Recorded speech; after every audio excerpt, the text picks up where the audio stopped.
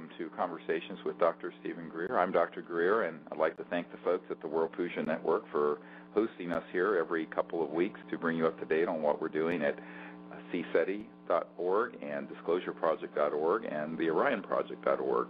And we're here today to talk about some exciting developments with serious.neverendinglight.com, the film that we're working on to end the secrecy on this subject.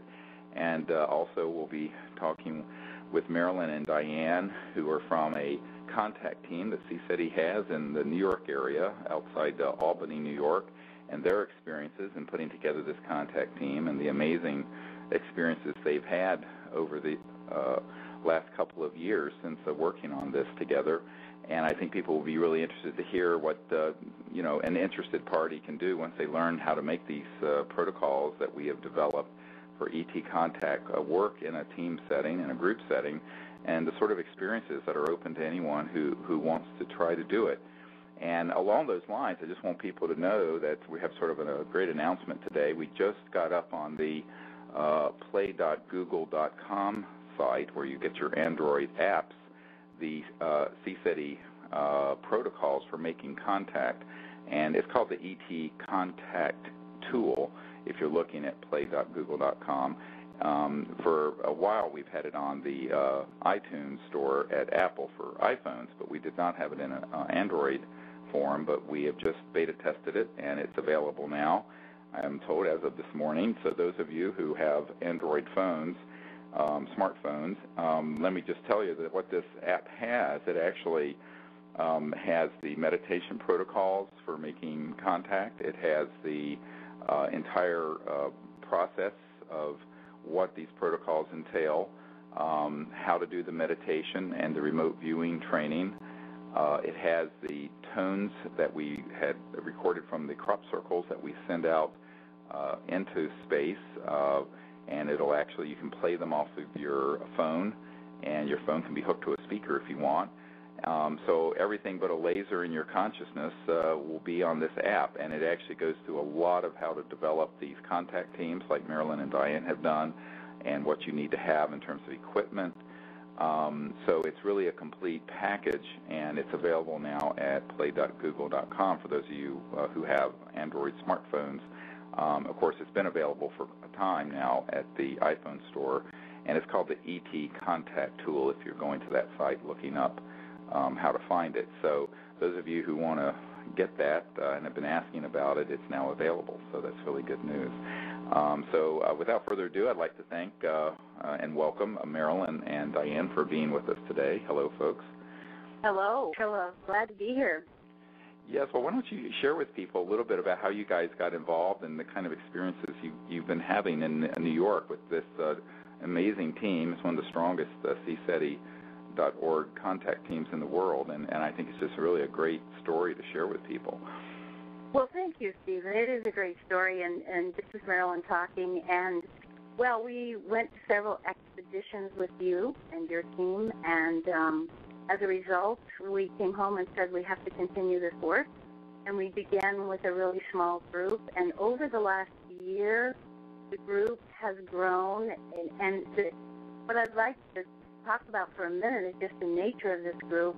We have all kinds, the range of people in this group, Stephen, and the age range. We have from like 20 to like 70. Awesome. And then we have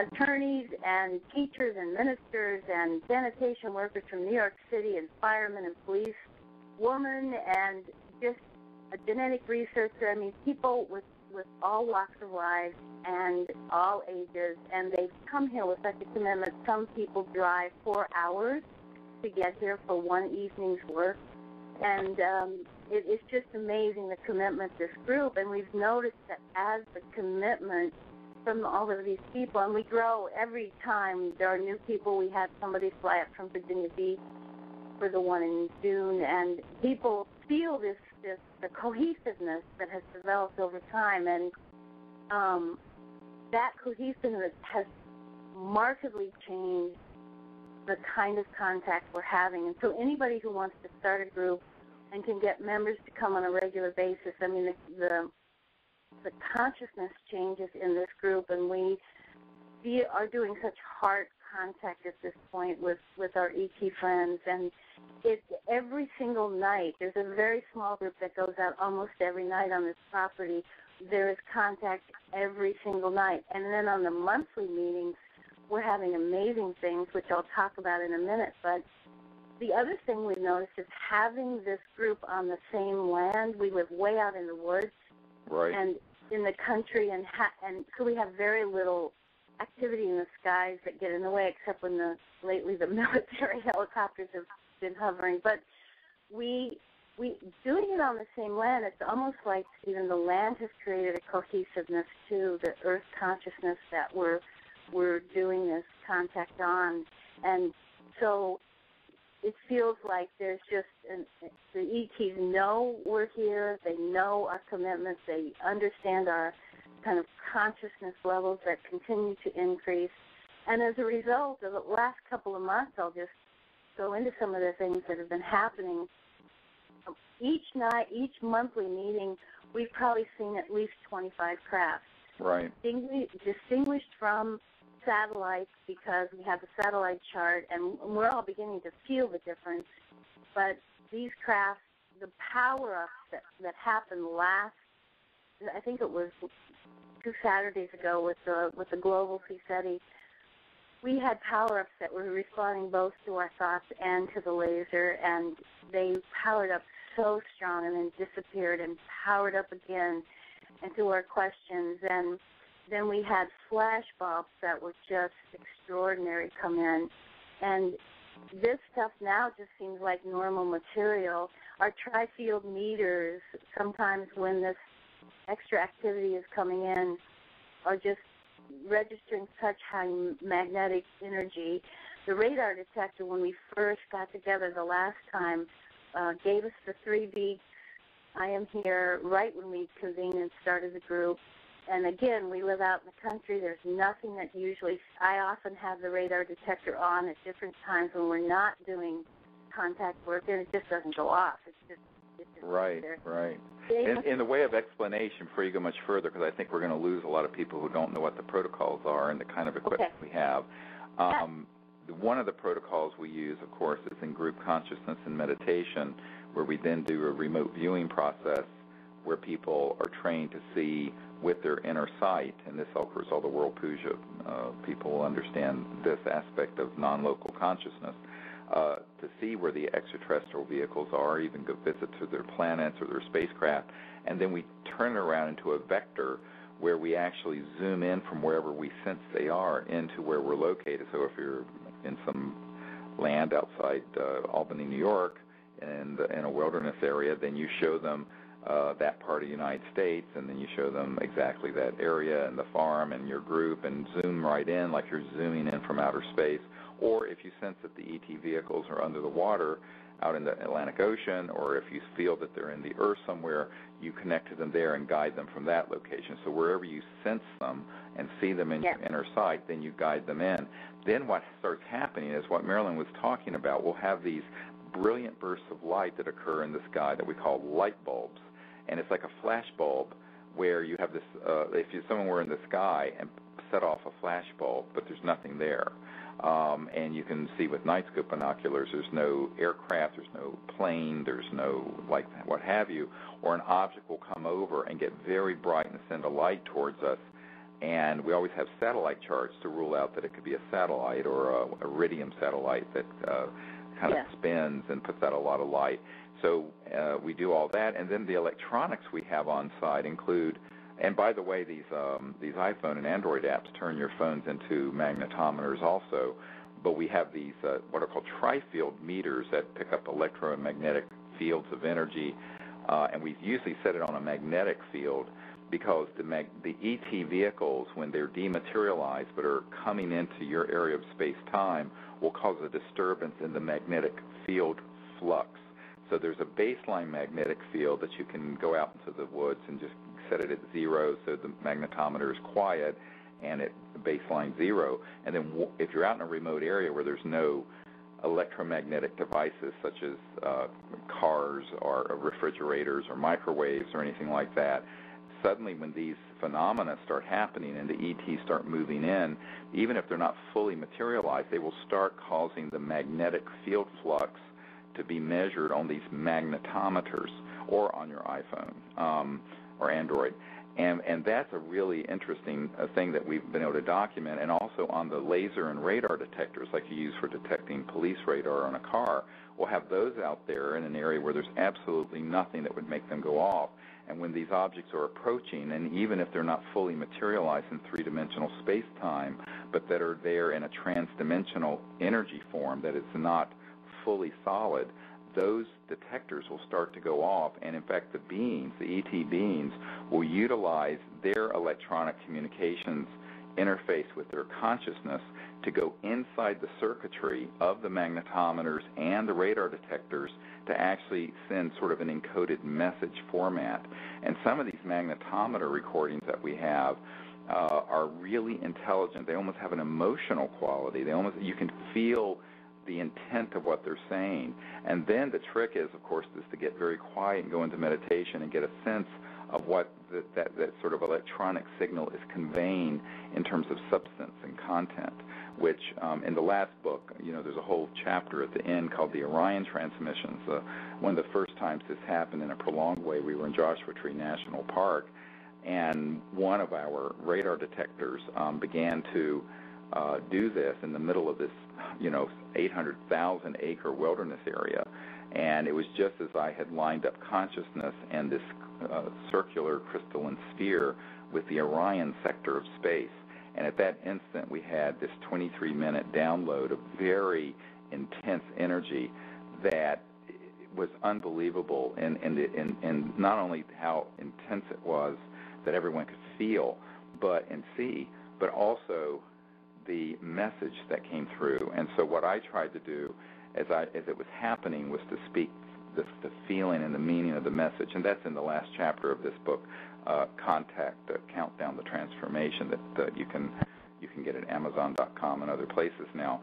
But I just wanted to explain that, because what we really use when we go out into the field, we use really three central modalities for contact.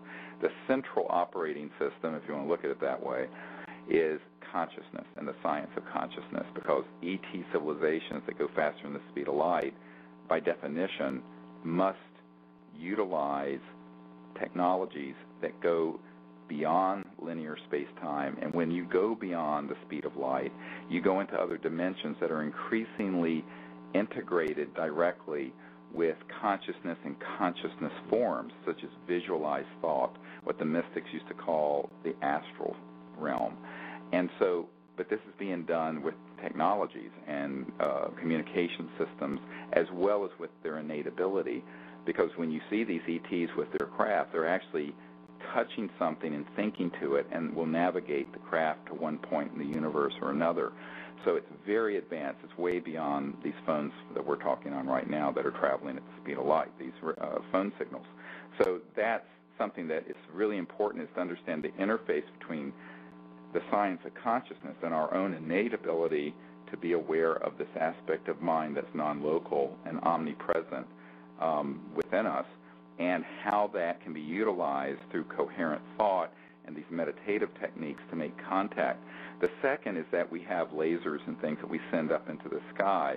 The ones we use go 200 miles into space in clear air, and those give the ETs a precise vector of where we're located, just in case our minds are a little fuzzy and our visualization capabilities are not as clear as they should be. And then we also have these electronic tones that we play, usually on a boom box, but you can play them on your iPhone or Android, that were recorded in the crop circles in England, but we've also have ones that we've had tones that have come into our circle, such as out at Mount Shasta, where we're going in a week or two. And those tones we then send out into space with little walkie-talkies, because we let them know that if they're wanting to get an exact and precise fix of where we're located, they can use the light and the electronic tones to do that. So we use all three of these modalities, and those are the principal modalities. Of course, the heart energy and consciousness is the central one. The message of welcoming them, of seeing them in your inner sight, of seeing that the consciousness within them and the consciousness within each of us is a singularity. It is the one mind of the cosmic being that is within all things. And then the heart space of this sort of the magnetism and the attraction of love and this sort of pure and divine love that we send out along with the thought. So that's the central thing, but we do use these other technologies to get a more precise fix for them. But in addition to that, we have these electronic devices and things that we have that really are important because, you know, often when we have a craft that appears that is fully materialized, within minutes there might be a military jet or a helicopter that comes over. And then, and this happened at Crestone last month, where then the ET craft literally dematerializes. We have this on film, by the way, Marilyn and Diane, from Crestone. You would not believe what happened. This ET craft came in from the northwest, came in, turned, came right over us. We have it on photos and video. And the filmmaker that's working on Sirius.neverendinglight.com with us, Armady Kalika, saw this, and his assistant. It came in, it literally made like a big circle and dematerialized right in the frame of the film.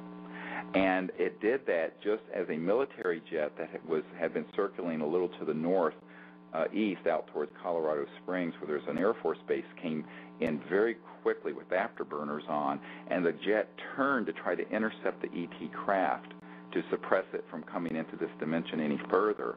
And that's when this ET craft dematerialized, and we have all of this on videotape.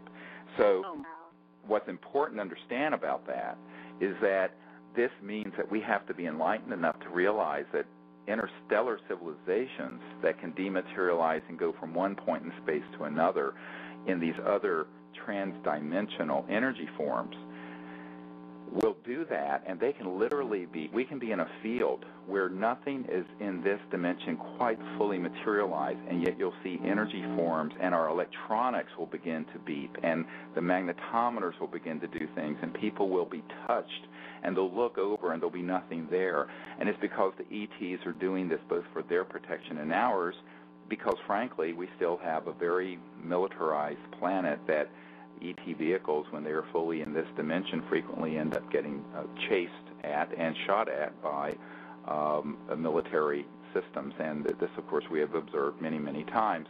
And that's one of the reasons why, as ambassadors to the universe, we always invite them in a way that says, please come in any way that is safe and appropriate for this time and place. Because now, if we say that, we need to mean it and understand that an ET craft may be there fully visible and fully materialized, but it also may be literally in the field around us, but in a dimension that is shifted faster than the speed of light or electrons or matter, but that will begin to give us these subtle and not so subtle evidences of their presence, whether it be in consciousness and thought or these electronics or what have you. And that, it begins to be the really nuanced and very exciting part of contact that is much more intimate than most people can even imagine. Oh, yeah. You know.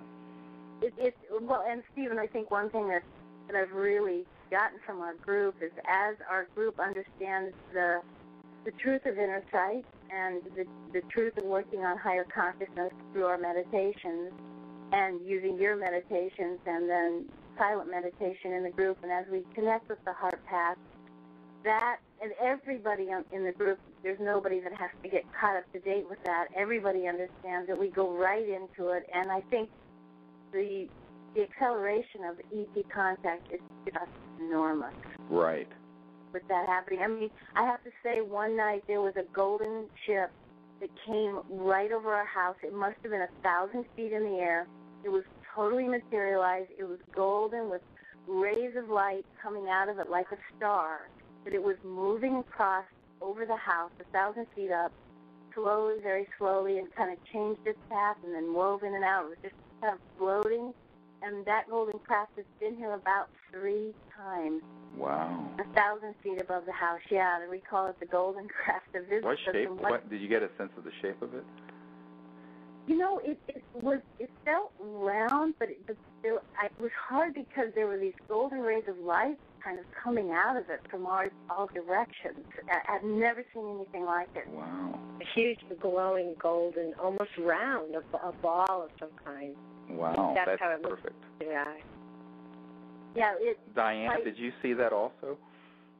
Yes, and we have a small working group that meets just about every night, and those other members too, Jen and Sarah, who you met, they have seen it too, and this has happened where all four of us have seen this huge golden, we call it our golden ship, and it's been amazing.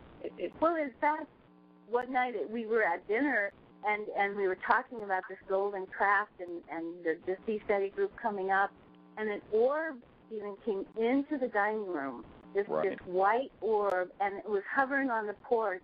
And 2 minutes later, these two military helicopters, this was at night, and we ran out and saw them right over the house, and they were chasing a white light. Right. That's unfortunately what happens from one end of it. The other end of it, though, is that the ETs are aware of that, and they adjust for it. So long as we can adjust, then we have to keep up. That's what I tell people. We have to keep up with the reality of transdimensional physics and science and the science of consciousness, and then it's easy because these military guys are running around these clunky things, and it did the same thing. It disappeared right in front of our eyes. At first we thought it was disappearing over the trees, but twice we would see it so clearly, and then it was just totally gone.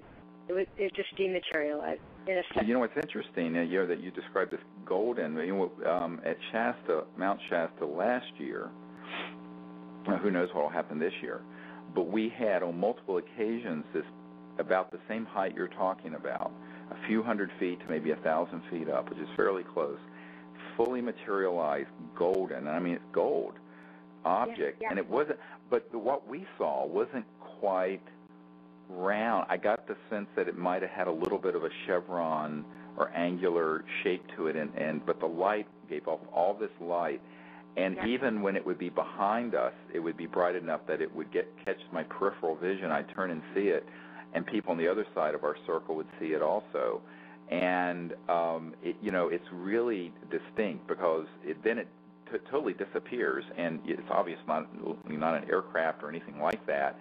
And it can actually be completely stationary. In fact, a couple of times it just would appear, not move at all, and then disappear in the same spot and having not moved at all. And so one of the things we're going to try to get this year at Mount Shasta is, and Emery Smith is helping us put this together, is a 360 filming, because the night scope cameras we have only get 10% of the sky each. Right. We're missing 80. The two cameras get 20%, so we're really only getting, 80. We're missing 80% of the sky. So what we're going to try to do is set up these really high-tech cameras that have a zillion megapixels that can be put in video mode, that are the quality of a still camera, but they'll be running, and it'll get the whole sky the whole night. That's what we're going to try to experiment with this week. Now, we're having to lay out, $10,000 or $15,000 to do that. But I think it's so important to document these things, because frequently these sort of ET craft, when they do fully materialize in our dimension, will be here briefly, and then they'll dematerialize and be around us, but they're beyond what anything can photograph, even if it picks up electronically. So what we're wanting to do is that when they do fully materialize in this dimension, before there's a military chopper or anything sent in, that they're able to be captured on a video or a photograph. So we're trying to improve our ability to do that kind of recording. That's fantastic.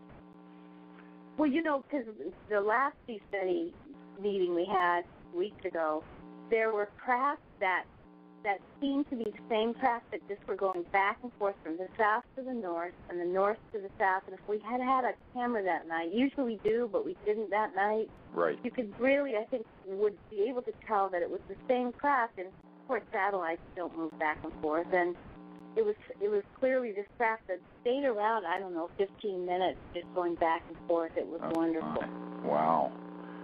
Oh, that's so exciting. Well, the other thing that you mentioned that I think is really important to talk about for a moment is how key it is for the group to be in that coherence, and that the people are really all on the same page, because what the ETs are looking for with humans are ambassador teams to interface with, so it's not just purely one-on-one and anecdotal.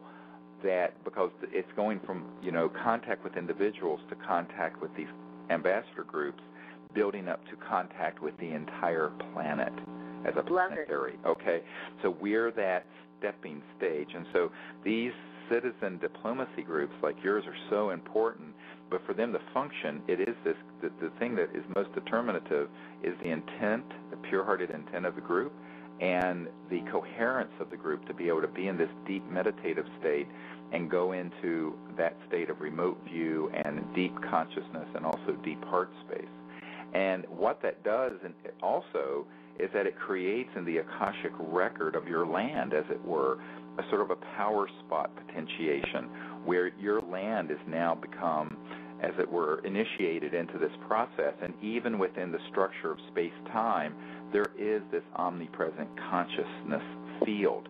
And therefore, where you're doing this contact on your land, day after day and week after week, creates a very powerful energy that remains there all the time. And this is why, when people find that if they're doing meditation, if they find a certain place in their house, if they do it all the time, it does facilitate the depth of the meditation.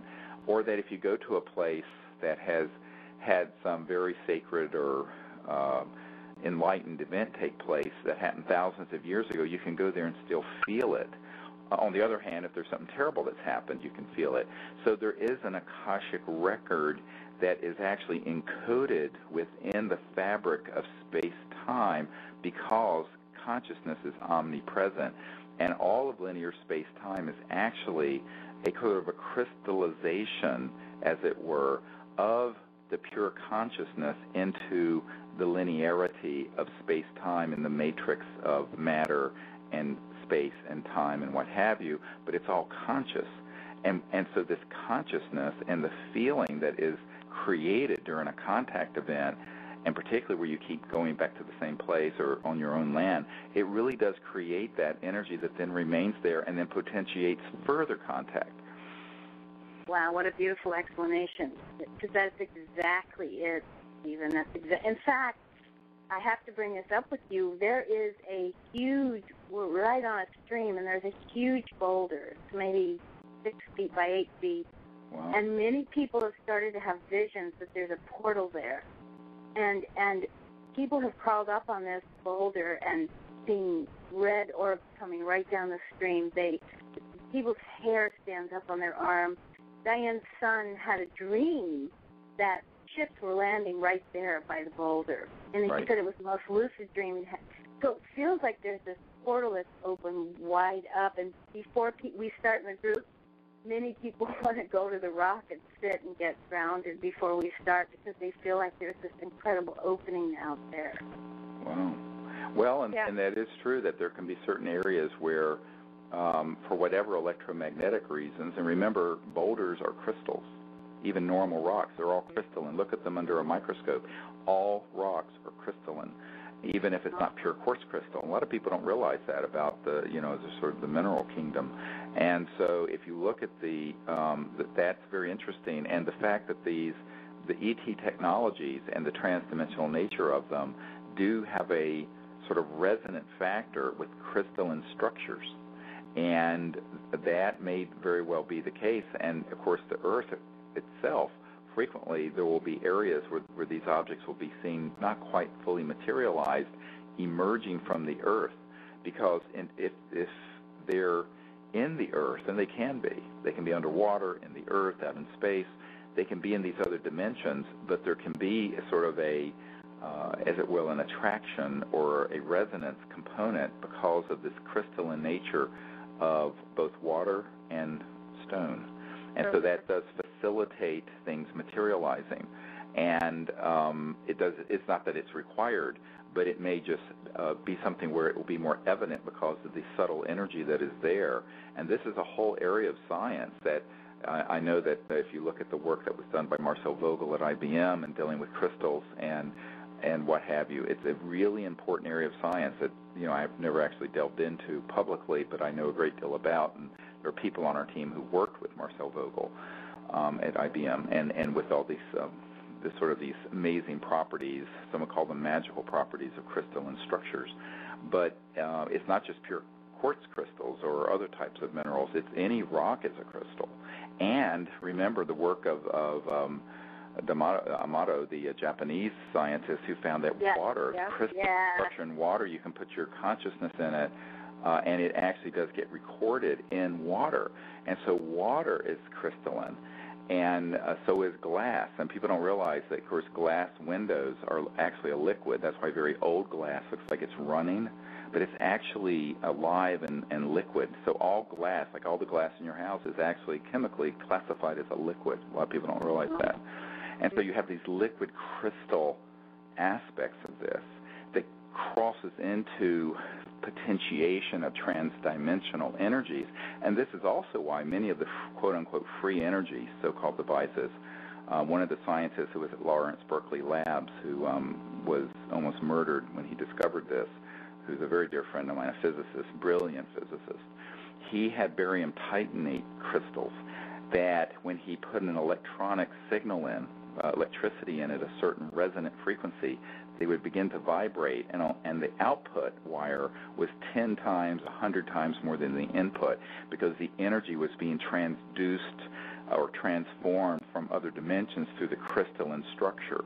And that's what you find a lot of people who understand these ET vehicles, in the very center of them will be these crystalline forms that facilitate these transdimensional shifts in energy where they go from one dimension to another. Wow. I'm just trying to connect a few dots for folks. Yes, that's wonderful. Well, it is happening here. Everything you're describing is wonderful, because it really puts it into perspective and what we're all feeling here. And I think wise people are willing to come here from such distances, and there is. It feels like an equation that is building exponentially, and everybody can do this. Oh, that's the thing. That's the key thing is for everyone to understand that, you guys got introduced to this, 3 years ago or whenever, and came to the Outer Banks, but every single person can do this, and it isn't something that requires, you don't have to be like Ingo Swann or someone, you don't have to be. Every person, by virtue of being a human being who's conscious and sentient, can do this and experience it, and it's about intending to want to do it. And if you want to do it and believe you can, you will. And it's the truth. Well, and it feels like the ETs are just waiting, and it's not them that need to show up, it's us that have to show up. And when we do, exactly, the way they want to communicate. I have to share another thing that happened, because I'd love your thoughts on this. And it happened in Arizona through the coyotes. The last time we met, we have owls around here, but they're very distant and they're not that close to the house. And we came out from break, sat down, and there was a chorus of owls even that sounded like surround sound. They were in every tree, it felt like, all around the group in the circle, hooting, and the beginning of the hoots sounded familiar to me, but the end of the hoots, where it was so different. I had never heard that sound before. Everybody got chills. It went on for probably 15 to 20 minutes. These owls, and people were like, some people were familiar with owl behavior, and we just couldn't place what they were doing, and finally we understood, and we went into meditation, and people felt like there were owl beings, and they were communicating tremendous amounts of information through their sound. And then during the meditation, I did a short meditation later, and as I was welcoming the creatures of the planet to our group with love, the owls at that very moment started sounding again, and again it sounded like they were in every tree around the entire group surrounding them. And it was probably one of the most incredible experiences with animals or birds that I've ever had in a CSETI group. And it just felt like, as we know, many of these ETs they can come in many, many forms. It felt like they were here as owls, and people saw them in their vision as owl beings. Right. And many people have had these sort of experiences with the owl-like ETs. And one time at Mount Shasta, we had 4 of them that were in the 4 cardinal directions, north, south, east, west, doing exactly what you're describing a few years ago when we were up in the National Forest at Mount Shasta, California. And by the way, people, just so you know, that we are going to Mount Shasta in a couple weeks, but there's a waiting list for that now, so we don't have any more spaces for that. But we will be doing an expedition in the Anza Borrega Wilderness in Southern California in November. So if you're interested in that, you can look into it at CSETI.org, CSETI.org. But the main thing is that we've had this happen over and over again with nature and Gaia, the Earth spirit consciousness, interfacing with what we're doing, and the ETs doing things that are unbelievable. And it happens in a lot of different ways. And what you described about it sounded like it was in like an echo chamber. We found that frequently when there's a craft that's not quite materialized, but it's all around us, it alters the fabric of space and creates what the audio engineers call an anechoic chamber, which is like a sound chamber. And we've had this happen over. Yes, and we've had this happen probably a couple of dozen times where we'll be out in the middle of nowhere and there'll be a stream that's, a mile or 2 away, and suddenly it feels and sounds like it's 2 feet from us, rushing, and it's because of this space-time distortion of an anechoic chamber.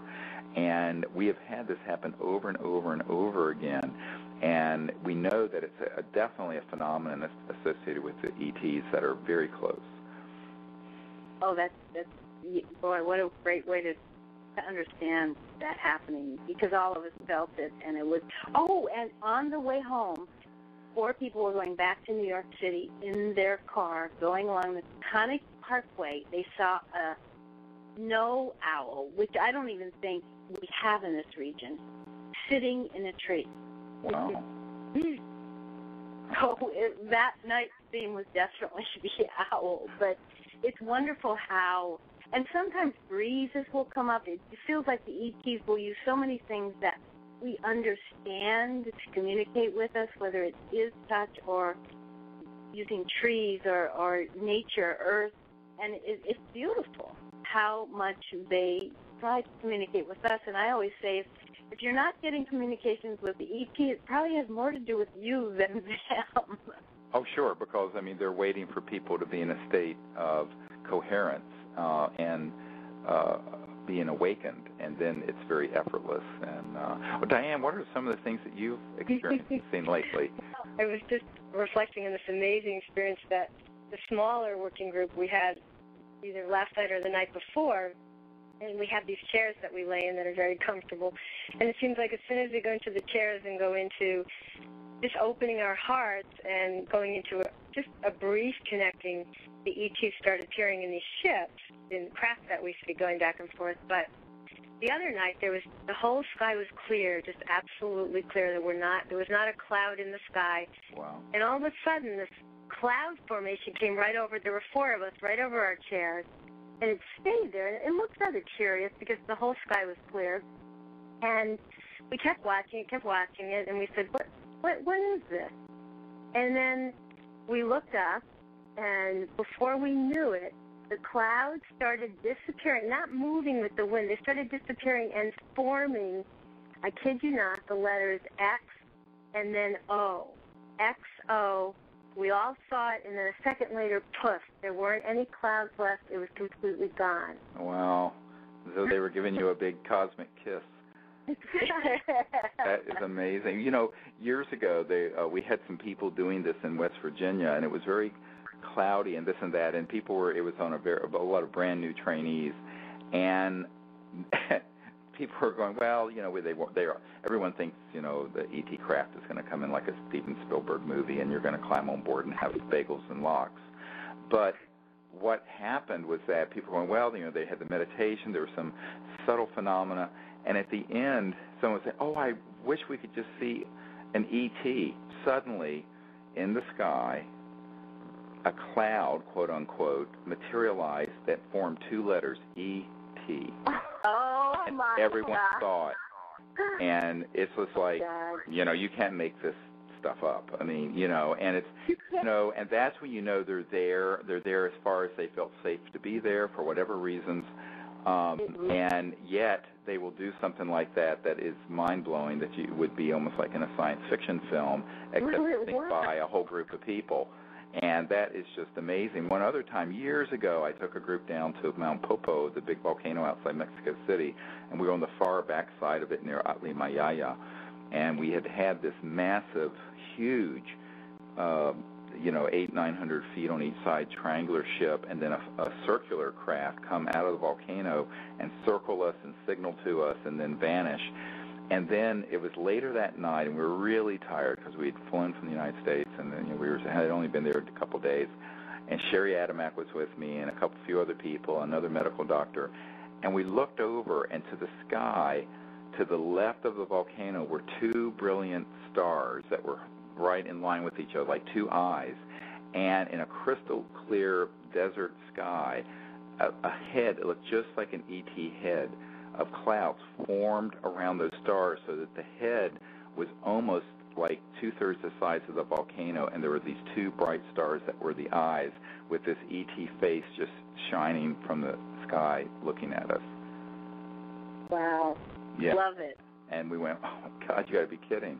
And, you know, these sort of things. So a lot of times, you know, you're so right to point out to folks that there are these phenomena that happen in nature which are not natural phenomena, but they'll utilize natural phenomena, whether it's an animal or the clouds or something else, as a way of sending that they get it, that they know you're there making contact, and they'll make contact, that it'll be through these indirect means.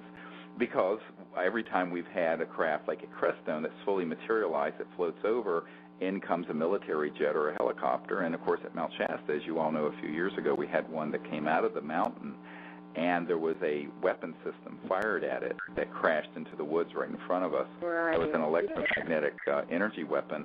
And I've always told the ETs, you know, that this planet is not exactly the Garden of Eden of peace yet, and to do this in a way that is safe for everyone concerned, them and humans as well as the ETs.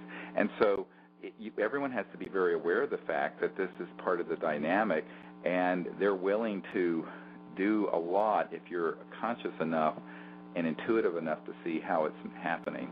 And then every once in a while there'll be something, like you said, this golden ship that just floats right over your house and sits there.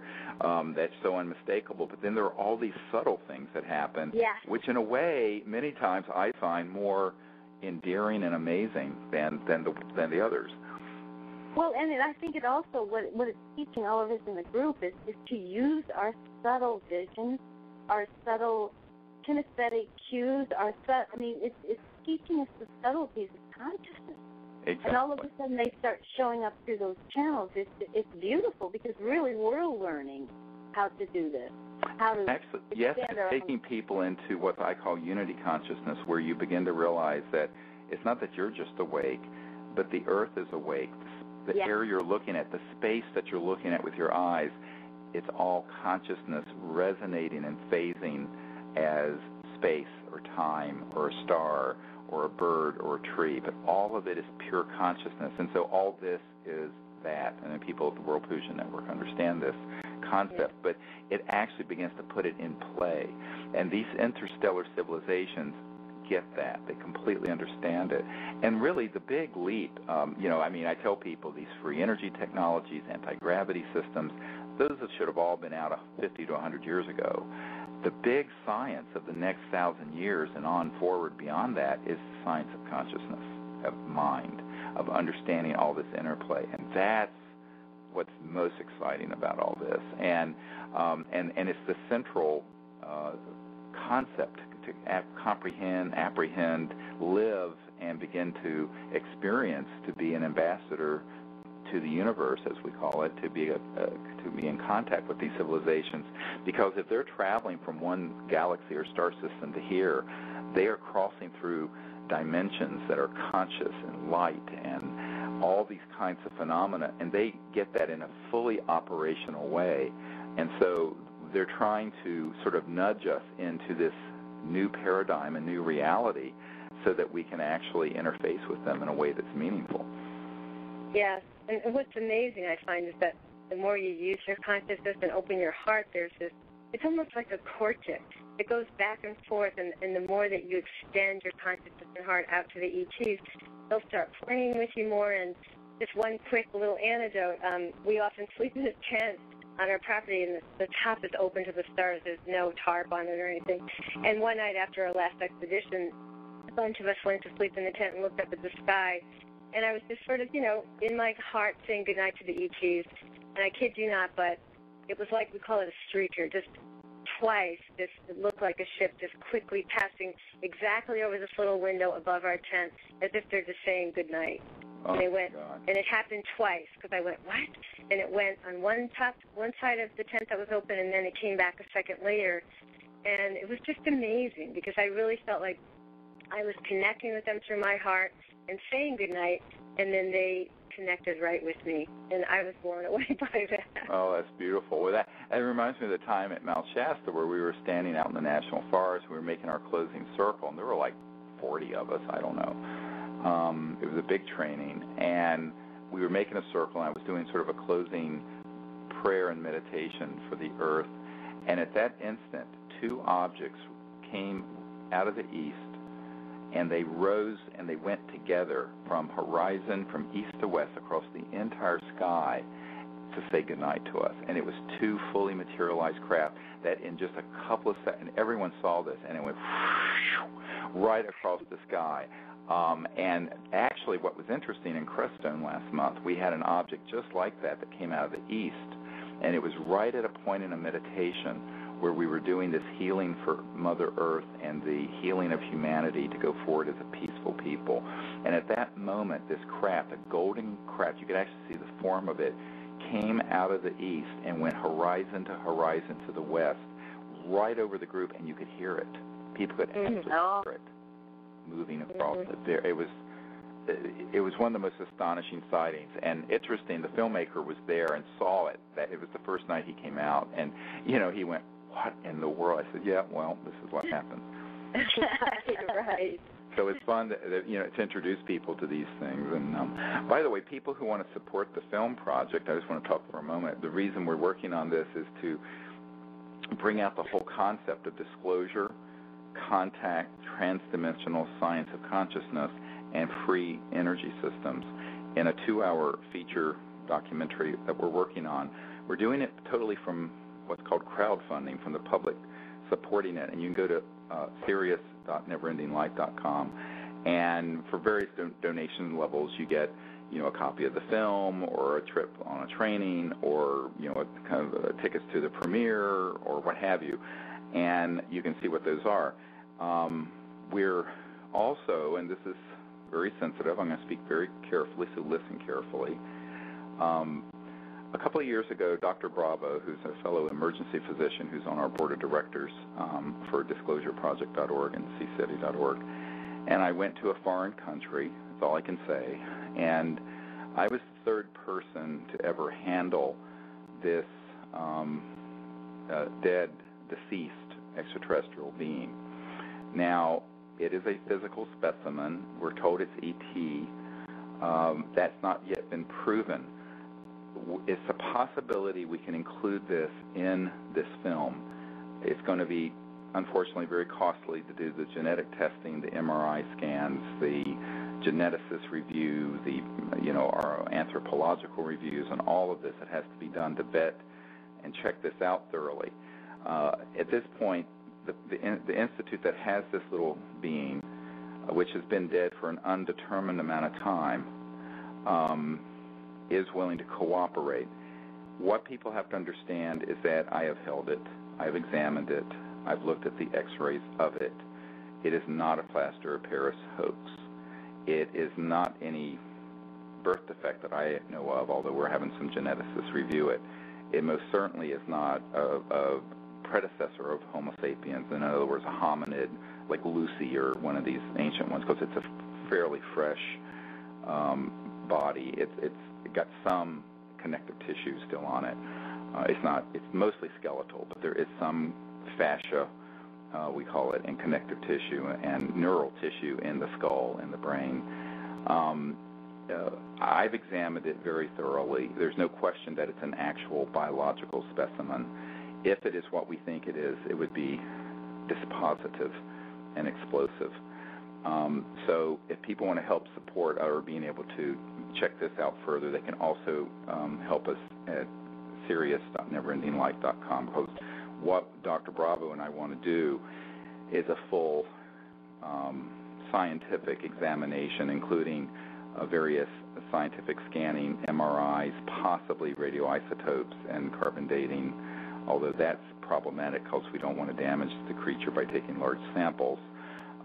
We want to be able also to do a full genetic comparison to Homo sapiens, as well as any other known existing hominids that may be in archaeological or anthropological databases.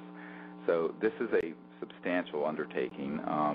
One person wrote to my blog and said, boy, do you really want to try to do that on top of everything else you're doing between now and December to get this film completed? But I said, this is like the pearl of great price. This one you don't throw away. You don't toss this one back into the ocean. So that is something we're trying to pursue. At this point, we cannot reach any firm conclusions, except I can say dispositively that it is not a hoax in terms of being a biological specimen. It is definitely a biological specimen. It is definitely a head, 2 arms, 2 legs, and it doesn't look like anything human. So, and it's not just like a skull that may or may not be a deformed human skull like some of the things that you've seen on the internet. This is an entire body. So, we're trying to pursue this. Obviously, the security concerns and the scientific issues around this are mind-boggling. The only reason I'm mentioning it is, number one, we're going to need funding support to do the proper testing. Number two, the more that people know we're even in pursuing this, it creates a zone of protection around us, because paradoxically, the more the people who know what we're doing, the more protected we are. A lot of people couldn't understand when I was doing Disclosure Project 10 years ago why I started talking about the 115 or so top secret people that we had that we were interviewing. I said it's because you can't buy the kind of protection that millions of people knowing what you're doing can give you, because these classified and rather shadowy projects do not want to step into a billion-watt spotlight. So on the one hand, we have to do this rather discreetly and carefully at the request of the people who have this specimen. On the other hand, I'm loath to do it in secrecy because I think it's highly risky. So that's why we're talking about it today. So those of you who kind of read between the lines of what I'm telling you, this is something that we want to do in the next, probably in the next 60 days. So time is of the essence. Unfortunately, the genetic testing on this could take some time, and for this data to make its way into this historic film, which you can see a description of it, serious.neverendinglight.com, that's going to require some type of real planning, and we may have to actually, unfortunately, do a global search of a proper institute that can do this in a timely fashion, because it's a serious amount of scientific testing that has to be done. But at any rate, we are pursuing it. I have green-lighted that effort. I talk about it on my blog, which is Dr. Greer's blog.disclosureproject.org, and there's a link to it from our sites. So I just wanted to give people a heads up about this. This is kind of late-breaking news, and Dr. Bravo is heading up the coordination of this scientific team. Dr. Ted Loader would also be helping us, who's our science advisor, who's Professor Emeritus, University of New Hampshire. And there's some other scientists we're working with who wish to remain anonymous at this point.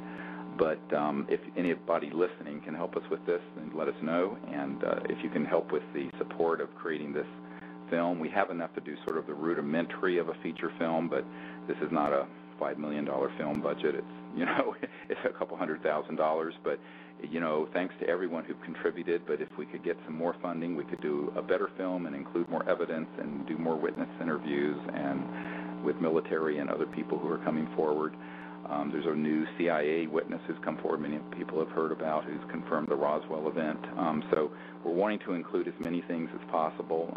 Each thing we want to add, of course, costs funds to go and film and travel, and there's just a lot of out-of-pocket expenses with doing a film like this. So any support that anyone can give us who's listening, we do appreciate it. And for those of you who have already supported what we're doing with this project, I want to thank all of you sincerely, because it's helped us to be able to greenlight the initial budget for the production company and the filmmaker to go forward, and we're off and running. So it's a very, very exciting time. Wow. Well, and Stephen, I just want to echo that as we all are doing this work on the planet, and you were the incredibly courageous person who started so much of this, and your protocols are protocols all of us can do, and the more we all do it, the safer you become, and that's real important to me, because the truth is the more we all do it and the more ETs make themselves visible and contact is felt around the world, the more disclosure will take place, and this film is just going to top it all off, and exactly. I'm so excited. Well, and Diane and Marilyn, you can just confirm that you've actually seen photos of me with this little specimen. Yes, we've seen photos, and they're absolutely amazing, and there's no question about it. In the photos, this looks like an absolute biological being of some kind, and it is not human. Yeah. There's no mistaking the pictures. It is definitely not human, and it's very real, and we both attest to that completely. And I can tell you, having examined it and held it, of course I did so carefully with gloves on and whatnot, and examined the x-rays. In fact, Marilyn and Diane have seen me with the x-rays and with the being itself. But, yes. This is definitely a biological. This is not like, is it the alien autopsy thing? Is it a model? Is it a hoax? Is it this? I mean, the question is, what is it?